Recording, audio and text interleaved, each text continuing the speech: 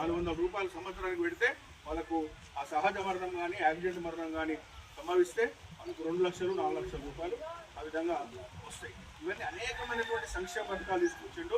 ఈ పథకాలు మీకు అందుతున్నాయా లేవా? అందకపోతే మీరు వీటన్నిటిని కూడా ఇన్వాల్వ్ కండి. మరి రాజు ఫోన్ నంబర్ తీసుకోండి.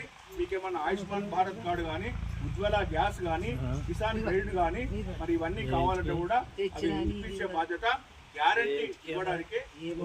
అదేవిధంగా ఈ డ్రోన్ ఇందాక చెప్పినట్టు మనం ఆ యూరియా చల్లాలంటే చాలా టైం పడుతుంది. మరి ఇది 7 నిమిషాలలో 1 ఎకరా.